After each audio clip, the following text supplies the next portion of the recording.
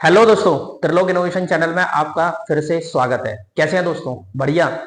तो एग्जाम वाली general knowledge जो सीरीज मैंने स्टार्ट की थी उसकी चौथी क्लास में आपको लेके आया हूं। और जिसमें हम पॉलिटी के जो भी इंपॉर्टेंट टॉपिक्स हैं वो सारे के सारे टॉपिक्स हम लिख रहे हैं, ठीक है ना। और उनको अच्छे से समझ लेंगे। जितने टॉपिक मैं करा रहा हूं ना पॉलिटी में, मैक्सिमम क्वेश्चंस आपका वहीं से स्टार्ट हो जाएंगे। 90% क्वेश्चंस वहीं से फंसने वाले हैं, क्योंकि जो दायरा होता है ना वनडे एग्जाम का, वो आप सारा का सारा कवर कर लेंगे। जब ये दायरा कवर हो जाएगा उसके बाद हम डिटेल में स्टार्ट कर देंगे। मतलब फिर हम इंपॉर्टेंट टू होल पढ़ रहे हैं, पहले हम इंपॉर्टेंट चीजें पढ़ लेंगे, फिर जो बचेंगी बाकी की सीक्वेंस वाइज फिर हम उन चीजों को अच्छे से पढ़ लेंगे, ठीक है ना। चलिए आज हम स्टार्ट करने वाले हैं कि एक क्वेश्चन यहां से भी पूछा जाता है और एक क्वेश्चन इस जगह से भी पूछा जाता है। क्योंकि जब भी कोई एग्जामिनर होता है ना, जब कोई क्वेश्चंस को फ्रेम करता है, मान लो पॉलिटी से मुझे कोई क्वेश्चंस बनाना है, तो मेरे दिमाग में पूरी पॉलिटी एक साथ नहीं आएगी। कुछ टॉपिक्स आएंगे, कुछ इंपॉर्टेंट घटना आएंगी या कुछ ऐसे रिजल्ट्स आएंगे जो कि पूछे जाने चाहिए, जिससे स्टूडेंट्स का फोकस किया जाए कि भाई वो उस जगह अवेयर है या नहीं है। तो ये सारे के सारे जो क्वेश्चंस है ना पूछे जाते हैं, तो वो मैं टॉपिक पिक करता जा रहा हूं और पहले उनको लिखाता जाऊंगा आपको, है ना, सिस्टमेटिकली और समझा दूंगा। देखिए दोस्तों, सबसे पहले हम बात करते हैं कि जो संविधान हमारा बनना था, मतलब भारतीय संविधान को बनाने के लिए एक सिस्टमेटिक प्रोसीजर को बनाया गया। उस प्रोसीजर में किन किन बातों का ध्यान रखना था, कौन था, क्या था, किस तरीके से काम हुआ था, वो सारे के सारे अरेंजमेंट मैंने उसमें से उठाए और यहाँ डाल दिए। सबसे पहले हम बात करते हैं कि संविधान सभा का गठन कब हुआ था। सबसे ज्यादा बार जितने भी आप प्रीवियस ईयर क्वेश्चंस लगाएंगे और इंपॉर्टेंट क्वेश्चंस की श्रेणी में जाएंगे तो यहां से ही आपको ज्यादातर क्वेश्चंस पूछने को मिलेंगे, है ना। देखिए सबसे पहले हम बात करते हैं कि संविधान सभा का गठन कब हुआ था। 1 जुलाई 1946 को। ये पेपर में सबसे ज्यादा पूछा गया क्वेश्चन है, चाहे आप रेलवे का दे लें, चाहे आप कोई भी पेपर दे लें वनडे। तो 1 जुलाई 1946 को संविधान सभा का क्या हुआ था दोस्तों? गठन। अब हम बात करते हैं कि पहली बैठक, इसकी जो पहली बैठक हुई थी ना संविधान सभा की, जो पहली बैठक हुई थी वो कब हुई थी? 9 दिसंबर 1946 को। कब हुई थी दोस्तों? 9 दिसंबर 1946 को। उसके बाद अगर अपन बात करें कि ये बैठक कहां हुई थी, लोग कहां बैठे थे, तो वो बैठे थे सेंट्रल हॉल में। जो हमारी संसद है ना उसमें 3 टाइप के कमरे हैं, एक तरीके से ऐसे समझ सकते हैं। एक हमारे लोकसभा की बैठने की जगह, एक राज्यसभा के लोगों की बैठने की जगह और बीच में एक सेंट्रल हॉल है ना। तो पूरा का पूरा जो संविधान लिखा गया था वो सेंट्रल हॉल में बैठ के लिखा गया था।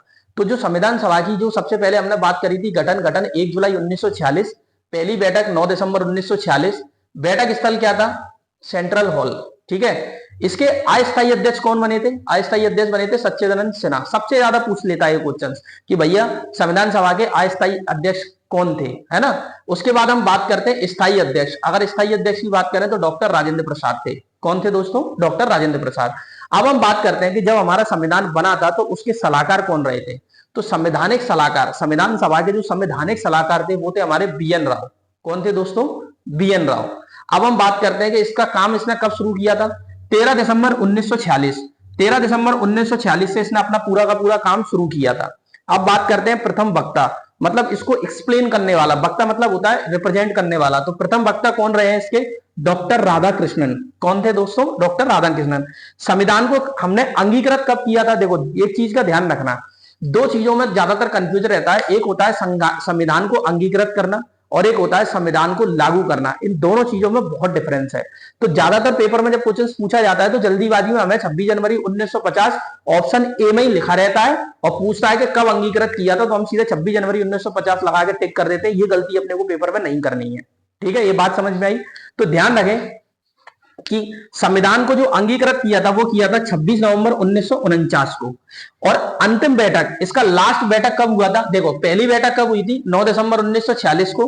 और लास्ट बैठक कब हुई? 24 जनवरी 1950 को। ये इसकी लास्ट बैठक हुई।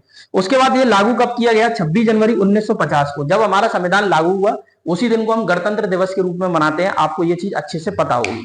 तो क्या आपको ये सारे के सारे पॉइंट्स क्लियर है दोस्तों? पेपर में सीधे सीधे क्वेश्चंस पूछे जाने वाले हैं और जो इंपॉर्टेंट चीजें हैं जहां पे फोकस करता है एग्जामिनर, बार बार उन्हीं चीजों को पूछता है, उसको मैं एक सिंक्रोनाइज करके आपको ये क्लासेस दे रहा हूं। अब हम बात करते हैं कि संविधान सभा का पूरा के बारे में समझ लिया हमने कि पहली बैठक कब हुई थी, अंतिम बैठक हुई थी, पहला अस्थायी अध्यक्ष कौन थे, स्थायी अध्यक्ष कौन थे, है ना, अच्छे तरीके से।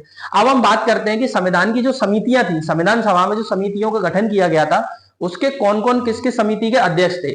सबसे पहले हम बात करते हैं डॉक्टर राजेंद्र प्रसाद की। इन्होंने झंडा समिति एवं संचालन समिति, इन दोनों को ये क्या कर रहे थे? लीड कर रहे थे। इन दोनों समितियों को ये क्या कर रहे थे? इनके गाइडेंस में थी डॉक्टर राजेंद्र प्रसाद के। कौन कौन सी? झंडा समिति और संचालन समिति। क्या ये बात समझ में आई? फिर हम बात करते हैं सरदार वल्लभ भाई पटेल की।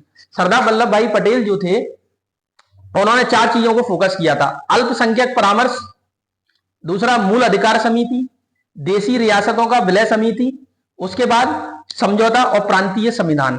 ये बात समझ में आई? इसमें क्वेश्चंस कैसे पूछेगा? ये 3 यहां से लेगा, 3 मतलब इसमें से 3 ले लेगा, एक इसमें से ले लेगा और पूछेगा इसमें सरदार वल्लभ भाई पटेल ने किस समिति के अध्यक्ष नहीं थे, इनमें से किसके नहीं थे। तो इस तरीके से क्वेश्चन पूछेगा, इसलिए मैंने इसको अरेंज किया है कि क्वेश्चन तब बनेगा तो आपको क्लियर होना चाहिए। ये पॉइंट क्लियर हुआ। सरदार वल्लभ भाई पटेल जो थे अल्पसंख्यक परामर्श, मूल अधिकार, उसके बाद था देशी रियासत समझौता, उसके बाद प्रांतीय संविधान। अब हम बात करते हैं डॉक्टर भीमराव अंबेडकर जी। जो डॉक्टर भीमराव अंबेडकर जी थे वो ड्राफ्टिंग कमेटी, उसी को मसौदा कमेटी और उसी को बोलते हैं प्रारूप समिति। इन तीनों के क्या मतलब, इनके क्या थे? वो अध्यक्ष थे। मतलब संविधान को किस तरीके से बनाना है, कैसे ड्राफ्टिंग करना है ना, जो इंपॉर्टेंट वर्क था किसी भी चीज की ड्राफ्टिंग करना, उसके अध्यक्ष कौन थे? डॉक्टर भीमराव अंबेडकर।